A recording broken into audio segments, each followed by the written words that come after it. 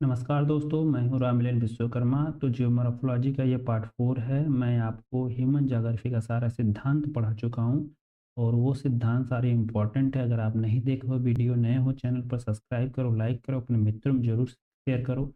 तो चलिए आज हम लोग मिट्टियों का वर्गीकरण पढ़ेंगे, जो आपका जियोमॉर्फोलॉजी पार्ट 4 है इसमें। और इसमें मृदा विज्ञान के बारे में जानेंगे और अगला जो सिद्धांत वो भी जानेंगे जो भी आएगा। तो इसको पेडोलॉजी कहा जाता है इंग्लिश में, ये याद रखिएगा। पूछता कभी पेडोलॉजी किससे संबंधित हो, तो मृदा विज्ञान से। ये बहुत बार पूछा गया क्वेश्चन। अब इसमें सर्वप्रथम इसके विकास में, मृदा विज्ञान के विकास में और मिट्टियों को वर्गीकरण में कार्य किसने किया था? तो ये रूसी जो वैज्ञानिक है इन्होंने कार्य किया था। अब प्रमुख जो रूसी वैज्ञानिक थे, बीपी दुकाचेव ने कार्य किया था। इन्होंने क्या किया था, किसी भी प्रदेश में मिट्टियों के विकास तथा उस प्रदेश की जलवायु एवं वनस्पतियों में गहरा संबंध बताया। ये आपको याद रखना है। बीबी दुकाचौय का ये जो योगदान है मिट्टियों के संबंध में, ये आपको ध्यान रखना है। नेक्स्ट, अमेरिकी जो है सीएफ मार्बूथ, ये क्वेश्चन पूछा गया है। 1938 में मृदा वर्गीकरण के व्यापक तंत्र की योजना को क्या किया था, प्रस्तुत किया था। ये आपको याद रखना है, ये क्वेश्चन पूछा गया। मृदा वर्गीकरण के व्यापक तंत्र की योजना किसने प्रस्तुत की और कब की? 1938 में मार्बूथ ने की। कहाँ के रहने वाले? अमेरिका का। ये पूछा गया, मैं बता दे रहा हूँ, वही चीज बता रहा हूँ जो एग्जाम में पूछा जाता है।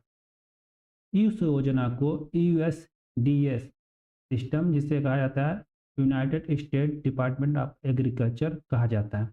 नेक्स्ट यहाँ पर है, 3 प्रमुख श्रेणियों में विभक्त किया गया है इस चीज को, जो यूएसडी है। कौन कौन से हैं, अब इसको जान लेते हैं। जैसे जोनल सॉयल होता है, प्रादेशिक मिट्टियाँ, ये भी पूछा गया। इंटर जोनल सॉयल कौन होता है, अंतर प्रादेशिक मिट्टियाँ।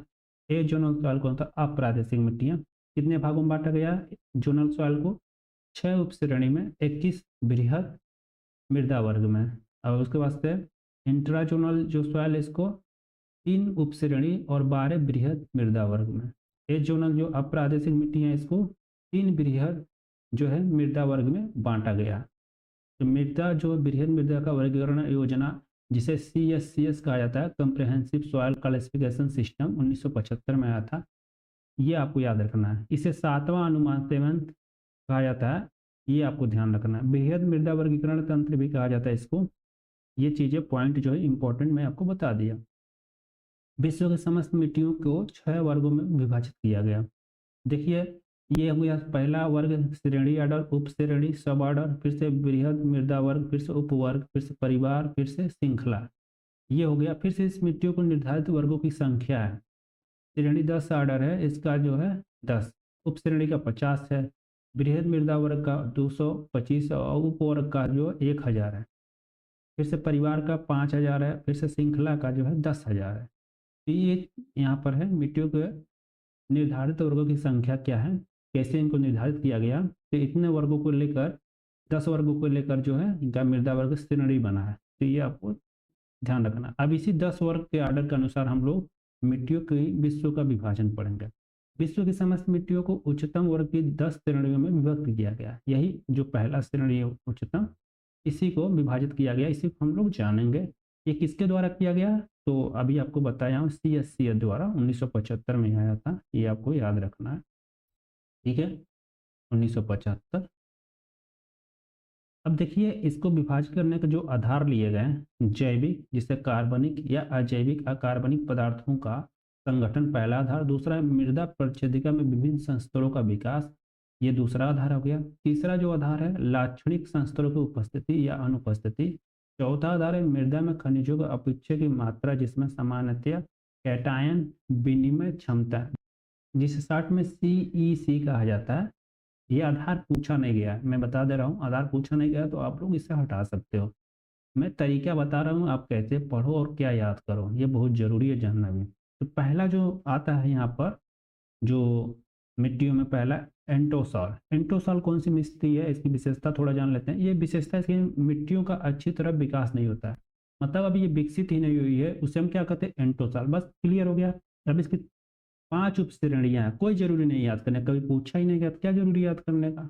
आप मतलब लिखने वाले हो, चाहे तो विद्वान बनना तो आप भाई से याद कर लो, लेकिन एग्जाम में पूछा नहीं गया। दूसरा आता है इनसेप्टिसाल। इनसेप्टिसाल जो है, इसके बारे में जानते हैं, इसकी विशेषता थोड़ा जान लेते हैं। और ये कहाँ पाई जाती है मिट्टियाँ? तो देखो ये संस्तरों का शीघ्रता से विकास हुआ, मतलब पहला जो था अभी विकास नहीं हुआ, उसके बाद से जो ये विकास हुआ तो इसे हम दूसरी मिट्टी कहते हैं इनसेप्टी सॉल्ट। अब इसमें क्या आता है, जो शीघ्रता से विकास हुआ, मिट्टियों में इतना जल रहता है कि पौधों को कम से कम 3 महीने तक लगातार जल मिलता रहे। फिर से दूसरा है, 1 या 2 मृदा संस्तरों का विकास होता है। तीसरा है, मृदा के कण बारीक होते हैं इसमें। और फिर से चौथा है, मृदा में अपक्षय से कुछ अप्रभावित खनिज भी होते हैं। 6 उप श्रेणियां हैं।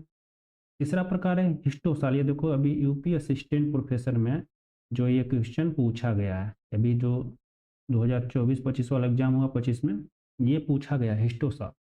इसकी विशेषता क्या है, ये मिट्टियों के ऊपरी 80 सेंटीमीटर वाले भाग में जैविक पदार्थों की अधिकता होती है।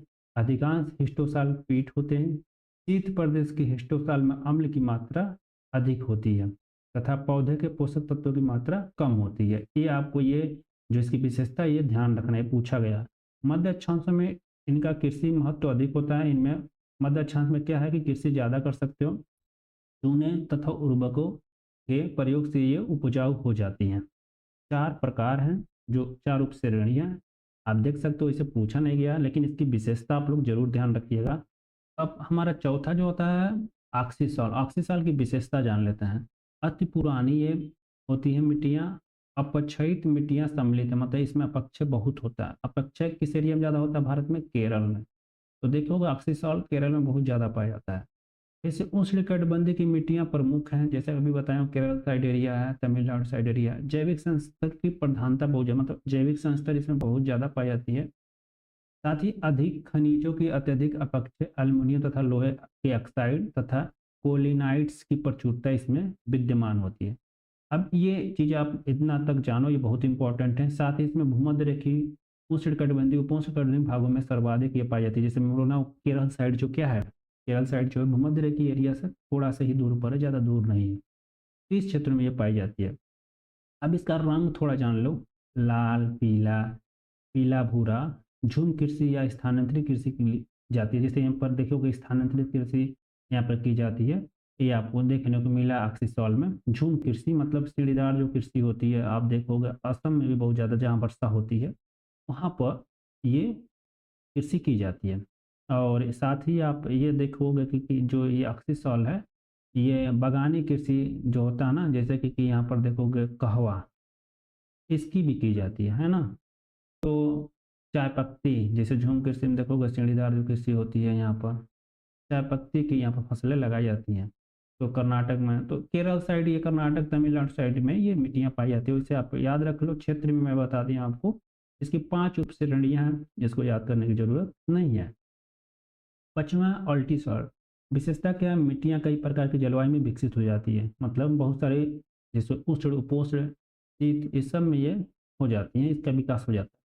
जैसे आर्द्र, उपोष्ण, शुष्क स्तर, उष्ण, जैसे अभी आपको बताया, मानसूनी जलवायु आदि में इनका विकास बहुत ज़्यादा होता है।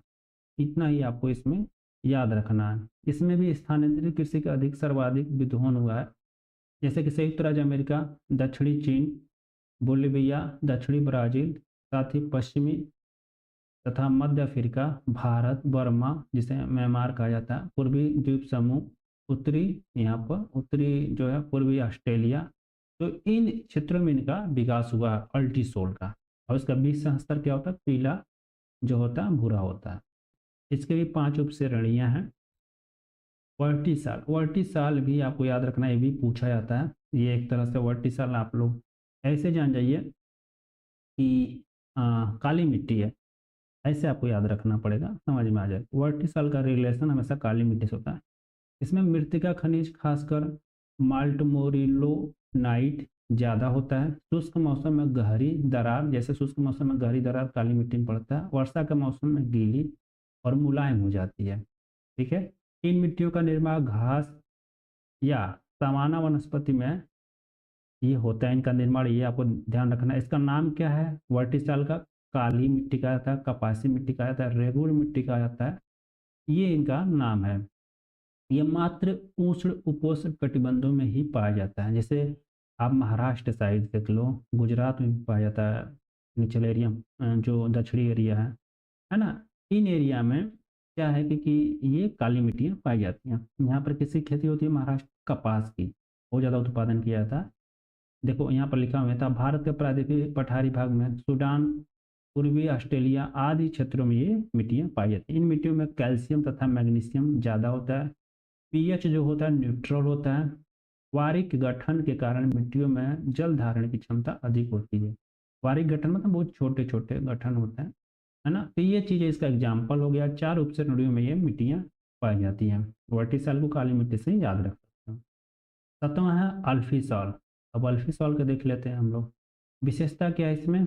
विशेषता है ये तर मिट्टियाँ होती हैं। तर मिट्टियाँ होती हैं, ये पहली विशेषता। संस्तरों का रंग जो है धूसर होता है, ग्रे जिसे कहा जाता है। भूरा या लाल ह्यूमस का अभाव इसमें पाया जाता है, इसकी विशेषता है इस मृदा के संस्तरण में। ये ऊपरी भाग का रंग काला नहीं होता है, मतलब एक तरह से देखा जाए ये ग्रे ही कलर का होता है, काला नहीं होता है।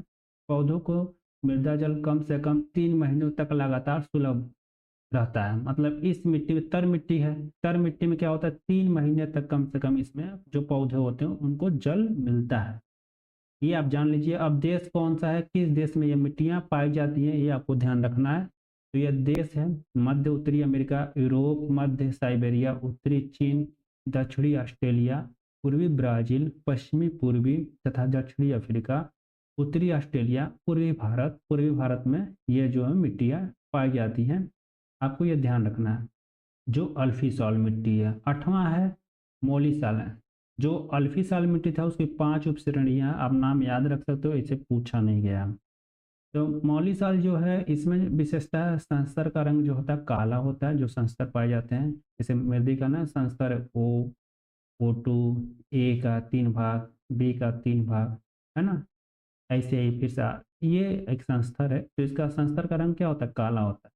मृदा की काफ़ी गहराई तक निर्माण है, ये आपको क्लियर आना चाहिए। ए तथा बी संस्तरों में कैल्शियम की अधिकता होती है, किसमें? मोलिसॉल में। उपोष्ण तथा उषार्ध जलवायु वाले घास क्षेत्र में जैसे संयुक्त राज्य अमेरिका, दक्षिणी अमेरिका, अर्जेंटीना, उरुग्वे के पंपास क्षेत्र, यूरेशिया, रोमानिया से लेकर रूसी स्टेपी क्षेत्र एवं साइबेरिया से होते हुए मंगोलिया तथा मंचूरिया तक विस्तृत भाग में ये पाई जाती हैं। तो देखो स्टेपी घास के क्षेत्र मॉलिसॉल में ही आता है। पंपास जो क्षेत्र होता है ये मॉलिसॉल की मिट्टी के प्रकार में ही आता है, आपको ये ध्यान रखना है। तो ये क्लियर होगा। इसका 7 उपश्रेणियाँ हैं। इसके बाद 9वां आता है इसमें स्पॉडोसॉल। ये मिट्टियों का वर्गीकरण में 9वां है। इसकी विशेषता A2 संस्तर का रंग जो होता है ब्लीच्ड भूरे से श्वेत तक होता है, ये आपको ध्यान रखना है। ह्यूमस तत्व की कमी इसमें होती है स्पॉडोसॉल में। मृदा कण रेत के होते हैं। अब ह्यूमस की कमी होगी जब रेत के कण होंगे तो। अब भूरा इसीलिए क्योंकि ये रेत के कण है। अब रेत को देखना भूरा ही दिखता है। मिट्टियों में जल धारण करने की क्षमता कम होती है। तो इसके जो है स्पॉडोसॉल के 4 उपश्रेणियाँ हैं। 10वां है एरिडोसॉल। इसकी विशेषता है ह्यूमस के अभाव में काले रंग वाले ऊपरी संस्तर का अभाव ये होता है। अब क्या है कि मृदा में जब जैविक तत्व होते हैं की मात्रा निहायत कम होती है। जब उसमें क्या ह्यूमस का अभाव, तो जैविक तत्व क्या होंगे? जो महत्वपूर्ण कण है तत्व वो है ही नहीं, क्योंकि वो पानी को सोख ही नहीं पाता। तो मिट्टियों का निर्माण रेगिस्तानी या या उप मरुस्थलीय जलवायु दशाओं का अंतर्गत होता है। वर्षा का जल अधिकांश भाग का शीघ्र वाष्पीकरण हो जाता है। जो भी वर्षा होगा जल धारण मिट्टी कर ही नहीं पाएगी। कारण क्या है कि वो उड़ जाता है ना। और बलुई मिट्टी है तो कहाँ से कर पाएगी। तो ये आपको ध्यान रखना है। क्लियर। इसके साथ ही विश्व के सभी उष्ण उपोष्ण कटिबंधीय मरुस्थल भागों में ये मिट्टियाँ पाई जाती है। जैसे देखो वो सहारा मरुस्थल, भारत का थार, है ना। तो ये आपको याद रखना पड़ेगा, ये बहुत जरूरी है समझना। तो जो आपका यहाँ पड़ता है इसके उपश्रेणियाँ 2 हैं और इसके मैं विशेषता भी बता दिया। तो 10 प्रकार की मिट्टियाँ विश्व का वर्गीकरण मैं आपको बता दिया। इतना इसमें आप लोग ध्यान दीजिएगा, विशेषता जरूर याद रखिएगा, बहुत बार पूछा गया है। देखो मृदा का पार्श्विक सॉइल जो प्रोफाइल है इसको जान लेते हैं। ऐसे ये भूआकृति विज्ञान में दिया हुआ है सविंदर सर के बुक में, तो मैं बता देता हूँ उसी के अनुसार। मैं एग्रीकल्चर से पढ़ूंगा तो इसको डिटेल में पढ़ूंगा। पहले इसका प्रकार जान लो। ये पूछा जाता है कितने प्रकार का है, एक प्रकार में कितने पार्ट है। तो O1 जो है, O2 है, वो जो है 2 प्रकार का होता है, O1 और O2, ठीक है। और जैविक संस्तर ए में जो होता है O1 में ये लूज लिप्स होता है, ऑर्गेनिक डेब्रिज होता है, और O2 में जो होता है ऑर्गेनिक डेब्रिज। ये ज़्यादा मैं डिटेल नहीं जा रहा हूँ, ये आपको बस क्लियर करा रहा हूँ। तो ये ऊपरी लेयर हो गया, इसे क्या कहता है, प्रथम लेयर है, ओ से स्टार्ट होता है। दूसरा लेयर में आता है A1, A2, A3, खनिज संस्तर, खनिज संस्तर, अवांतर संस्तर। ठीक है, पूछता है अपवहन मंडल किस संस्तर को कहा था, तो A2 को, ये आपको याद रखना है। अब इसके बारे में जो होगा मैं आगे आपको जब एग्रीकल्चर पढ़ाऊंगा तब ज़्यादा डिटेल बताऊंगा। अब इतना फिर से, A1 के नीचे कौन आता है, बी आता है। बी के भी 3 पार्ट हैं, B1, B2, 3। अवांतर संस्तर B1, फिर से इसमें B2, फिर से इसमें B3। ये हो गया, इतना आप जानो। और फिर से इसके बाद से नेक्स्ट जो आता है सी, रिगोलिथ संस्था। ठीक है, ये और आर जो है आधार सेल, जो जिस पर सारे लेयर रुके हुए हैं, ये O1, ए और फिर से बी और सी, सब किस पर, आधार सेल पर। आधार सेल सबसे डाउन नीचे पाया जाता है, ये आपको याद रखना है। इतना मोटी मोटा इसमें आप लोग ध्यान दीजिए, क्योंकि मैं सिद्धांत के परिप्रेक्ष्य से पढ़ा रहा हूँ। सिद्धांत में ये चीज़ें ऐड नहीं है। मेरा ये टॉपिक जो चल रहा है सिद्धांत का, जब मैं सेक्शन वाइज चैप्टर वाइज पढ़ाऊँगा, ये जब आएगा तो मैं सारे चैप्टर वाइज चीज़ों को ज़्यादा डिटेल में आसानी से, किस संस्थान में किसकी विशेषता क्या है, ये बता दूंगा। अब कहोगे कि मिट्टियों का वर्गीकरण क्यों बताओ, क्योंकि मिट्टियों का वर्गीकरण एक सिद्धांत है और वो पूछा जाता है, इसीलिए मैं उसको बता दिया हूँ। तो संस्तर के बारे में जब एग्रीकल्चर जाकर पे पढ़ाऊंगा तो ज़्यादा डिटेल बताऊँ, लेकिन ये संस्तर का नाम जो बताऊँ याद रखोगे। ये संस्तर का नाम में पूछता है ज़्यादा, कौन सी मृदा का संस्तर सबसे ऊपर है, उसके नीचे कौन है, O2, उसके नीचे कौन है, ऐसे पूछा जाता है। आधार वाले संस्तर को किस नाम से जाना जाता है, तो यार ये याद रखना पड़ेगा आपको, ये पूछे गए हैं। अब नेक्स्ट यहाँ पर सिद्धांत आता है भूकंप एवं भूकंप विज्ञान में, आता है H.F. रीड का, बहुत बार पूछा गया, प्रत्यास्थ पुनः सिद्धांत, इलास्टिक रिबाउंड थ्योरी, बहुत बार पूछा गया है। अब H.F. रीड क्या कहते हैं कि कोई भी चट्टान होता है बहुत लचीली होता है, ये मानते हैं कौन, रीड महोदय। परिणाम स्वरूप चट्टान की सहन शक्ति से अधिक खिंचाव होने पर चट्टान रबड़ की तरह टूट जाती है। इस प्रकार चट्टान के अचानक टूटने तथा विखंडित भाग द्वारा शीघ्रता से अपने स्थान को ग्रहण करने की प्रवृत्ति से पृथ्वी में जोरों से कंपन हो जाती है तथा भूकंप का अनुभव किया जाता है। H.F. रीड का ये जो है भूकंप विज्ञान में पुनः संचलन जो सिद्धांत इनका है, ये इसके बारे में संक्षेप में। जैसे यहाँ पर देखो, ये टाइम है, मतलब एक समय है, और इस समय में क्या हुआ, यहाँ पर चट्टानें क्या हो रही हैं, फॉल्ट हो रहा है, ये बता रहे हैं। देखो यहाँ पर, अब ये ऊपर गई, ये नीचे, ये देखो ध्यान से फिगर में, तो ये क्या हो रहा है, टूट रहा है, पहला टाइम में, है ना।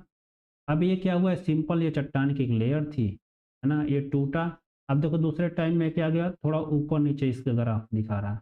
तीसरे में देखोगे कि ये टूट के, है ना, नीचे आ गया, ये देखो। अब क्या है कि ये रेखा जो है यहाँ पर हो गई, ये एक चट्टान का लेयर हो गया, ये ऊपर गति कर रही है, ये नीचे गति कर रहा है। वही मैं बोल रहा हूँ, यहाँ पे एक पाई खींचा, ये इधर गति कर रही है, ये इधर गति कर रही है। अब चाहे ऐसे ले लो, एक पाई खींचा, है ना, ये ऐसे पाई खींचा, एक ऊपर गति कर रही है चट्टान, ये हो गई। ठीक है, अब यहीं से ये एक भाग हो गया जहाँ दरार पड़ा, ये नीचे गति कर रही है। ठीक है, देखो वही समझा रहे हैं, ये ऊपर गति कर रही है चट्टान, ये नीचे गति कर रही है। तो क्या हुआ, जब टूटेगा, नीचे टूटेगा, फिर से जुड़ने की कोशिश करता है, लेकिन जुड़ पाता नहीं, क्योंकि रेडियो एक्टिव पदार्थ के कारण क्या होती है कि अपना दिशा दूसरे दिशा की ओर गति करती है। जैसे कि ये नीचे गति कर रही है चट्टान, यहाँ पर मोमेंट ऊपर कर रही है, तो ये झटका लगता है, टूटता जो चट्टान है तो पृथ्वी में झटका महसूस होता है, जिसके कारण क्या होता है, भूकंप आता है। इसीलिए H.F. रीड के सिद्धांत के द्वारा जो हम पढ़ते हैं, भूकंप में पढ़ते हैं, उन्हीं को इलास्टिक रिबाउंड थ्योरी कहता है, प्रत्यास्थ पुनः संचलन सिद्धांत कहा जाता है। अब देखो यहाँ पर ब्लैक पर्वत सिद्धांत के बारे में जानते हैं, ये क्या है, पर्वतों के बारे में ये थोड़ा सा ये जान लेते हैं, तभी तो हम जानेंगे कोबर को पढ़ेंगे ना। ब्लैक पर्वत सिद्धांत भ्रंश या दरार सिद्धांत इसमें पढ़ा जाता है, जिसके कारण ब्लॉक का निर्माण होता है। अब ये क्या है कि ये सबसे पहले ये नाम कैसे है ये जानते हैं। देखो, संयुक्त राज्य अमेरिका को ऊटा तथा नेवादा प्रांतों में स्थित ग्रेट बेसिन रेंज पर्वतों की चट्टानों की बनावट का अध्ययन किसने किया था, क्लेरेंस किंग ने, याद रखिएगा। तथा इन पर्वतों का नामकरण गिलबर्ट ने 1870 और 75 के बीच भ्रंशित ब्लॉक, जिसे ब्लॉक पर्वत के नाम से जाना था, फॉल्ट ब्लॉक कहा। इसके साथ ही एक अपर्दन सिद्धांत है, इस पर महोदय ने ग्रेट बेसिन रेंज के विभिन्न पर्वतों का अध्ययन करने के बाद बताया कि वर्तमान ब्लॉक पर्वतों का निर्माण भ्रंश कारण ना होकर विशेष अपर्दन कारण होता है। तो बोले कोई कि अपर्दन कारण किसने बोला है कि जो है ब्लैक पर्वतों का निर्माण होता है, तो स्पर महोदय ने बताया था ग्रेट बेसिन रेंज में अध्ययन करके। अब नेक्स्ट यहाँ पर आता है हमारा भूसंनति की संकल्पना का विकास, इसके बारे में जान लेते हैं। प्रथम सराहनीय प्रयास किसने किया था? हाल व डाना नामक दो विद्वान थे, इन्होंने किया था। जो सिद्धांत के रूप में आया किसने दिया, प्रतिपादन किया? हाग महोदय, याद रखिएगा। ये कब किया गया है इनके द्वारा? 1859 में। परंतु इस संकल्पना का सूत्रपात जो शुरुआत किसने किया था? हाल व डाना ने किया था। ये आपको याद रखना, हाल व डाना का प्रथम सराहनीय प्रयास शुरू में ही बताया हूँ। और इस भूसन्नति संकल्पना का सिद्धांत किसने दिया है? तो हाग ने दिया। ये क्लियर रहिएगा, बहुत बार एग्जाम में ये चीजें पूछी गई है। अब नेक्स्ट जो है इवांस की इसमें संकल्पना आती है। इवांस ने बताया कि भूसन्नतियों में इतने विभेद पाए जाते हैं, उनका एक निश्चित रूप या स्थिति बताना असंभव है। इसके बाद से सुसर्ट आते हैं। इनका कंसेप्ट आप सुसर्ट जो है इनको जान लेते हैं। अब इनकी संकल्पना क्या है? भूसन्निधियों को 3 वर्गों में इन्होंने विभाजित किया, एकल, बहुल और मध्यस्थ। तो एकल जो है प्लेसियन भूसन्निधि, बहु जो है राकीज और यूराल है, और मध्यस्थ जो आल्पस और हिमालय पर्वत है। बस इतना इनके जानिएगा। 64 में आर्थर होम्स की संकल्पना फिर से दिया गया इसी में भूसन्निधि संबंधित। तो निम्न रूपों में भूसन्निधियों का आविर्भाव तथा विकास होता है। पहला मैग्मा का स्थानांतरण, दूसरा रूपांतरण, फिर से संपीड़न, फिर से सियाल पर्वत के पतला होने से किसका निर्माण होता है? भूसन्नति का। पर्वत के निर्माण के सिद्धांत में 2 वर्ग है। प्रथम वर्ग में संकुचन सिद्धांत चलता है, कोबर का आता है, जेफ्रिज का आता है, ये ध्यान रखिएगा। द्वितीय वर्ग में महाद्वीपीय प्रवाह के सिद्धांत आता है, जिसमें वैगनर का मैं पढ़ा चुका हूँ, होम्स, जोली और डेली, है ना। तो ये पढ़ेंगे हम लोग। तो देखो यहाँ पर पहले जानना कोबर का। ये कोबर का संकुचन सिद्धांत है, मतलब संकुचन मतलब किसी भी चट्टान में संकुचन होगा, उससे पर्वत का निर्माण होगा। तो कोबर का जो है पर्वत निर्माण सिद्धांत भूसन्नति का, ये कब आया था? 1923 में। जर्मन के रहने वाले कोबर थे। आधारित ये सिद्धांत है संकुचन शक्ति पर, जैसे आपको बताया हूँ। अब ये बोलते हैं अगले लाइन में, जहाँ पर आज पर्वत वहाँ पहले क्या थी? भूसन्नति। मतलब जहाँ पर आज क्या है कि हिमालय है, अब हिमालय जहाँ पर है वहाँ पर क्या थी पहले? कोई भूसन्नति, ऐसे गड्ढा था। क्या है? भूसन्नति हो गया, ये भूसन्नति हो गया। अभी भूसन्नति में किसी कारण मलबा आके क्या हो गया? यहाँ पर इकट्ठा हो गया, भरने लगा ये। तो धीरे धीरे क्या हो गया? ये भरेगा जब, तो ये कहीं ना कहीं तो इसका अथी होगा ना, स्थानांतरण होगा। तो खिसक के आके क्या हो गया? हिमालय का निर्माण हो गया। अब जहाँ हिमालय पहले था वहाँ पर पहले क्या था? तैथिस सागर था। पढ़े होंगे, हम आपको पढ़ाएं क्या, जब वैगनर का थ्योरी पढ़ा रहे थे, तो यहाँ सब हम पढ़ाए हैं। महादेवी परिवार सिद्धांत में जाकर आप वीडियो देख लीजिएगा। तैथिस सागर, तो तैथिस सागर था, तो तैथिस सागर, अंगारा और फिर से गोंडवाना लैंड आपको पढ़ाया। तो क्या हुआ कि गोंडवाना लैंड जाके अंगारा लैंड से मिला, यूरेशिया ऑस्ट्रेलिया प्लेट, फिर से वहाँ पर हिमालय का निर्माण हो गया। फिर से अगला पॉइंट है, भूसन्नतियों के चारों ओर प्राचीर दृढ़ भूखंड थे, जिन्हें हम क्या कहते हैं? क्रेटोजोन कहते हैं। अब देखो ये क्रेटोजेन कहते हैं, याद रखिएगा। प्राचीन दृढ़ भूखंड जो होता है उसे हम क्या कहते हैं? ये चारों किनारे, मतलब अब ये ऐसे समझो, फिगर बनाता हूँ तब समझोगे आप, नहीं तो आपको थोड़ा डाउट होगा कि इतने नाम कहाँ से कैसे याद होंगे। तो सिंपल सा है, कंसेप्ट समझना बस। देखो ये भूसन्नति है। अब इसके चारों ओर, जैसे यहाँ पर है ना, अब ये इस एरिया में क्या है? प्राचीन, मतलब बहुत प्राचीन क्या होंगे? जो किनारे होंगे, मान लो ये भूसन्नति का पूरा किनारा है, तो इस एरिया में क्या होंगे? जो मान लो यहाँ पर बहुत चट्टान है, ये प्राचीन है। इसको हम किस नाम से जानते हैं? कोबर किस नाम से बोलते हैं? क्रेटोजोन। इसको हम किस नाम से क्रेटोजोन बोलते हैं? क्रेटोजोन, क्रेटोजेन। ठीक है।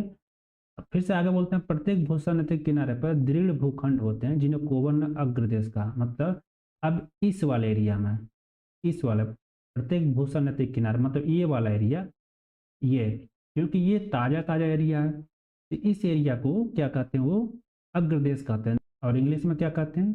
फोरलैंड कहते हैं। क्या कहते हैं? फोरलैंड, याद रखिएगा।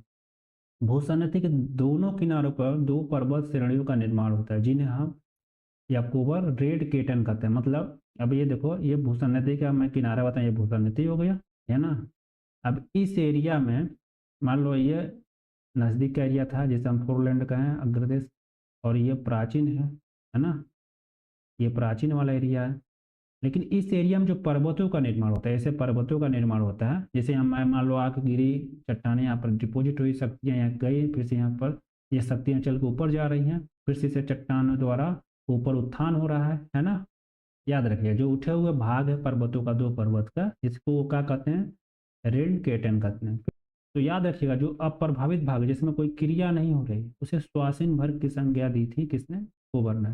जिसे सामान्य रूप में क्या कहा था, मध्य पिंड, इंग्लिश में मीडियन मास कहा जाता है, मध्य पिंड हिंदी में, याद रखिएगा। अब इसमें आपको जयपति के तापीय संकुचन सिद्धांत में ये ध्यान रखना है कि ये सिद्धांत ही मिलांद काल में पूछा जाता है। तापीय संकुचन सिद्धांत किसने दिया, इतना आपको याद रखना। इनके सिद्धांत के बारे में नहीं पूछता, सिद्धांत के बारे में, शब्द के बारे में कोबर से पूछता है, लेकिन मिलांद काल में तापीय संकुचन सिद्धांत किसने दिया, जयपति ने, क्योंकि जयपति ने बहुत सारी चीजों में काम किया, इसीलिए आपको ये ध्यान रखना।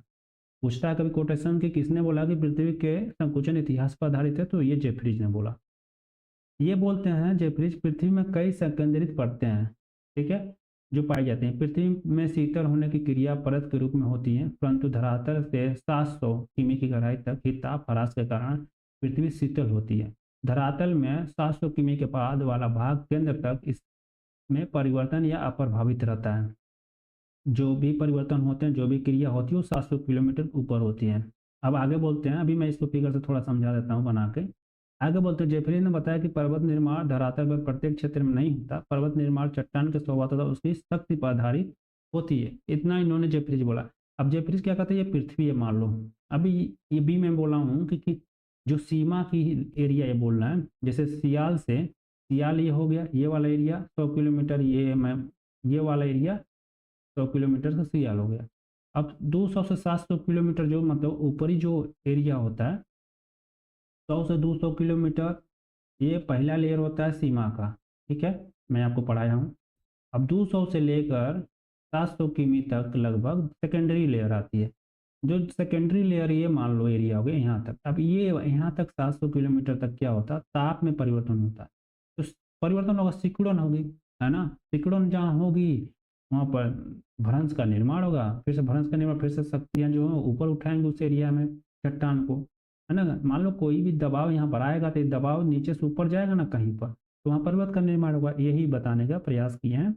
ये भी बोलते हैं कि ये जो पर्वत का निर्माण होता है सभी एरिया में नहीं होता है, जहाँ पे भी ये सिकुड़न होगा जिस एरिया में, वहीं पर पर्वतों का निर्माण होता है। वैसे जेफ्रीज का ज़्यादा ये पूछा नहीं गया, बस ये याद रखिएगा जेफ्रीज का सिद्धांत का नाम ये पूछा गया है, तापीय संकुचन।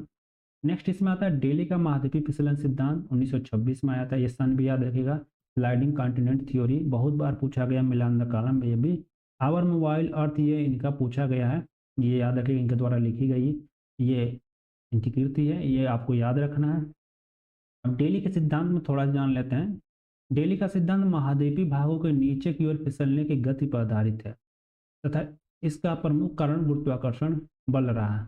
फिर से नेक्स्ट होम्स का संवहन तरंग सिद्धांत, ये convection current theory of Holmes 1928-29 में आया था कि भूपटल जो उसकी आकृति जो है, मतलब सियाल पर कोई आकृति कैसे बन रही है, उसी की समस्या का निराकरण के लिए इन्होंने अपना सिद्धांत दिया था। आगे बताते हैं, इन्होंने पृथ्वी की आंतरिक संरचना को दो मंडलों में बांट दिया था। ऊपरी मंडल को क्रस्ट और निचले मंडल को ये अधस्तर कहते थे। क्रस्ट मतलब वही हो गया आपका सिया, और निचला जो हो गया सीमा, ये मानते थे, दो ही लेयर मानते थे। आगे बोलते हैं, धरातल के अंदर दो तरह की तरंगें चलती हैं, अपसरण जिसे आरोही तरंग कहते हैं, अभिसरण जिसे अवरोही तरंग कहते हैं। मतलब जो तरंग आपस में मिलेंगी अवरोही है, और जो दूर जाएंगी वो अपसरण है। तो देखो, ये आरोही हो गया, दूर जा रही है, इससे अलग हो जाती है, ये आपस में आके मिल के नीचे जा रही हैं, ये अवरोही हो गया। तो इसे असेंडिंग आर्डर, इसे डिसेंडिंग आर्डर कहा जाता है। आगे इनके सिद्धांत में इन तरंगों की तीन अवस्थाएं होती हैं। अभी बताते हैं पर्वतों का निर्माण कैसे होता है। दो लेयर में पृथ्वी को बांट दिए थे। प्रथम अवस्था, इस अवस्था का समय सबसे लंबा होता है, जिसके अंतर्गत दो केंद्रों से आने वाली संवहनी तरंगें मिलकर जलमग्न तटों के नीचे भूसन्नति का निर्माण करती है। इस अवस्था में तरंगें क्रमशः वेगवती होती है, मतलब तेज होती हैं। प्रथम अवस्था सबके पास आप युवा है जिसमें सबसे ज़्यादा ताकत होती है। तो जो तरंगें होती हैं आपस में क्या होती हैं, ये जो अवरोही तरंगें होती हैं, संवहनी तरंगें मिलकर, मतलब मिलकर आ रही हैं, मतलब कहाँ आ रही हैं, ये बेसाल्ट के नीचे आ रही हैं। बेसाल्ट क्यों कह रहा हूँ, क्योंकि ये क्या कह रहा है कि जलमग्न तटों के नीचे, देखो जहाँ पानी है ना, वहाँ पर सियाल मतलब ग्रेनाइट नहीं बेसाल्ट पाया जाता है। जल जहाँ है वहाँ बेसाल्ट पाया जाता है। क्यों मैं कह रहा हूँ, आप पढ़ लेना जाके, मैं पढ़ा चुका हूँ। द्वितीय अवस्था में क्या होता है, संवहनी तरंगों की गति अत्यधिक तीव्र हो जाती है। इस अवस्था में तरंगों की सर्वाधिक वेगवती होने का एकमात्र कारण क्या होता है, देखो गिरते स्तंभ में शीतल पदार्थों का अवतलन, मतलब वो धंस रहे हैं, पदार्थ शीतल हो रहे हैं, नीचे जा रहे हैं, क्योंकि जो जो नीचे जा रहे हैं वो शीतल होता था। उठते स्तंभ में तप्त पदार्थों का प्रभावित होना, फलस्वरूप भूषण नदी का मलबा धीरे धीरे वलित हो जाता है, पर्वतों का निर्माण प्रारंभ हो जाता है। कहने का मतलब यही है, ये बोलते हैं कि देखो ये वाला एरिया, ये बोलते हैं प्रथम अवस्था में इसके नीचे क्या होती है, संवहनी तरंगें चल रही हैं। ये चट्टान है, इसके नीचे ये देखो, ये जल वाला एरिया ये है ना, ये खाली ये जल वाला एरिया है ना। अब क्या है कि इस एरिया में क्या है कि दोनों ओर से आ रही हैं और नीचे जा रही हैं। तो क्या होगा, जब मान लो यहाँ पर इस एरिया में कोई चट्टान है और यहाँ पर जो तरंगे नीचे को गति करते हैं, यहाँ धंसा होगा, सीधी सी बात है, धंसा होगा ना, चट्टानें टूट के नीचे चली जाएंगी। ये दो गति की आ रही हैं, है ना, अब नीचे की तरफ जा रही हैं, तो चट्टानें क्या होगा, धंस जाएगी, खंडन हो जाएगा।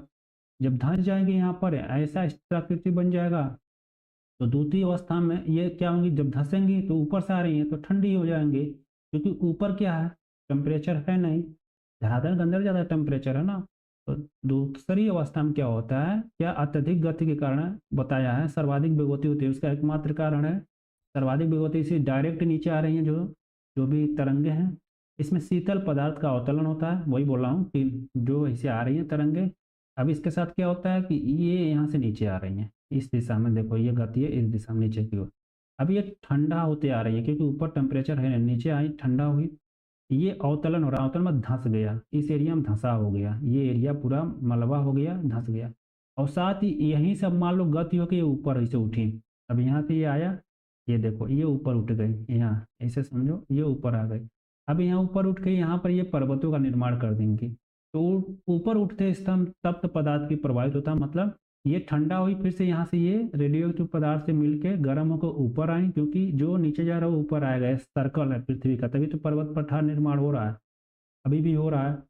यहाँ पर पर्वत का रूप धारण कर लिया, पठार का रूप धारण कर लिया, पहाड़ का रूप धारण कर लिया, है ना। तो ये बलित पर्वतों का निर्माण, यहाँ देखो लाइन है, बलित पर्वत, पर्वत का निर्माण यहाँ से प्रारंभ होता है।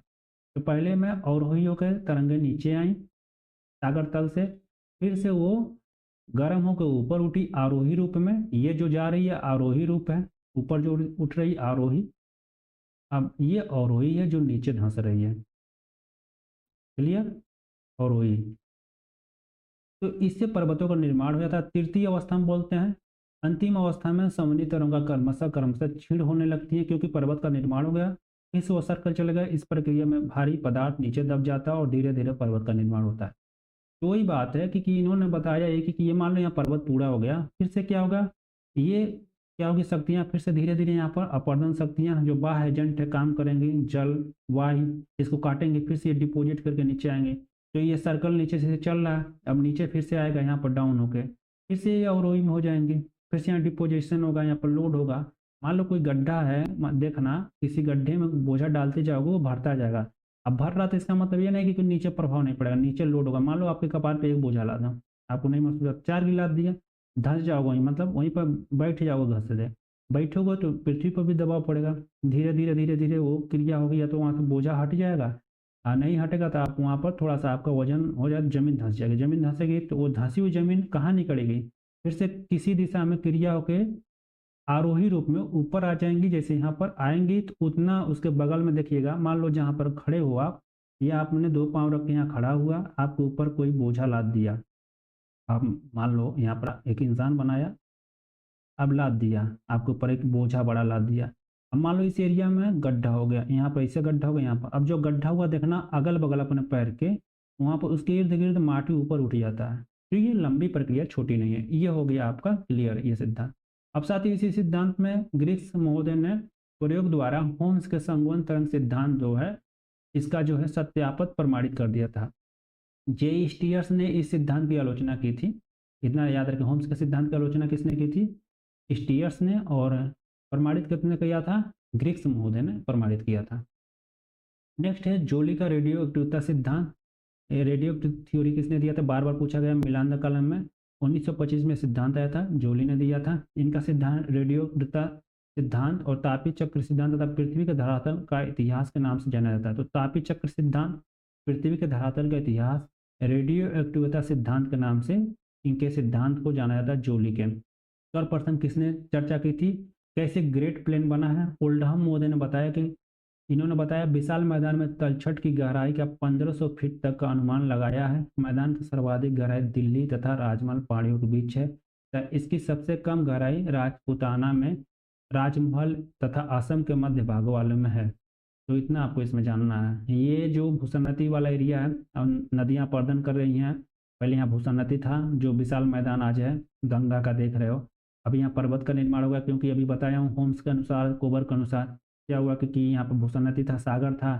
फिर से यहाँ पर क्या हुआ कि नदियों द्वारा मलबा का डिपोजिशन हुआ, धीरे धीरे यहाँ पर प्रेशर पड़ा, फिर से यहाँ प्रेशर पड़ा, हाट पदार्थ का संपर्क हुआ, हाट पदार्थ फिर से ऊपर यहाँ पर हिमालय का निर्माण कर दिया इस एरिया में। ठीक है, और जो बहुत ज़्यादा गहरा एरिया अब हिमालय द्वारा काट के उस नदियों को, मतलब गहरा एरिया को, भूसन्नति जो था उसको धीरे धीरे हिमालय से काट के मैदानी एरिया बना दिया गया। क्लियर। अब मैदान की उत्पत्ति की संकल्पना जो दिया गया है, एडवर्सवर्थ की संकल्पना याद रखिएगा, ये पूछा गया है। हिमालय तथा पठार के बीच विशाल खंड जो था, जिसे हम तेथिस सागर कहते हैं, धीरे धीरे नदियों द्वारा भर दिया गया। जैसे हिमालय द्वारा नदियाँ जो आ रही है, ब्रह्मपुत्र, फिर से आपका गंगा, है ना, और सारी जो नदियाँ हैं उनके द्वारा क्या किया गया, इसको भर दिया गया। भरने के कारण क्या हुआ, विशाल मैदान का निर्माण हो गया, ग्रेट प्लेन का निर्माण हो गया। वैसे ग्रेट प्लेन अमेरिका में पाया जाता है, याद रखिएगा, पूछा गया बहुत बार। नेक्स्ट है उत्तरी विशाल मैदान का वर्गीकरण प्रोफेसर RL सिंह ने 1971 में किया था। इन्होंने इसको बांट दिया था मध्य स्तरीय प्रदेश को 6 भागों में, प्रथम श्रेणी के प्रदेश को 13 भागों में और द्वितीय श्रेणी के प्रदेश को 38 भागों में। बस इतना याद रखिएगा, पूछा गया जो भाग है। इसके बाद ही सिडनी बुराद की संकल्पना आई थी विशाल मैदान के बारे में, जो भारत का। इन्होंने बताया कि हिमालय के निर्माण के समय हिमालय तथा प्रायद्वीप के मध्य एक रिफ्ट, मतलब वही तेथिस सागर था, जिसका निर्माण हो गया। 2400 किमी का निर्माण हुआ है। जो तेथिस सागर था बहुत लंबा चौड़ा था। इसी रिफ्ट घाटी के हिमालय से आने वाली नदियों को तलछट से भर जाने के कारण विशाल मैदान का निर्माण हुआ। किसने बोला था, सिडनी बुराड। ये चीज़ें आप लोग याद रखिएगा। सारे लोग यही बता रहे हैं कि हिमालय था, हिमालय की उत्पत्ति कैसे हुई, तो मैं आपको बताया हूँ तेथिस सागर के बनने से, और उसके इर्द गिर्द अभी मैदान का जो निर्माण हुआ वही हिमालय द्वारा काटी गई नदियों के द्वारा हुआ, क्योंकि हिमालय में ग्लेशियर है, परमासी नदियाँ हैं। क्लियर हो गया आपका। तो मिलता हूँ आप सभी से नेक्स्ट वीडियो में। अगर आप नए हो, चैनल को सब्सक्राइब करके वीडियो को लाइक करके अपने मित्रों में जरूर शेयर कीजिएगा। आप सभी का तहे दिल से धन्यवाद। जय हिंद।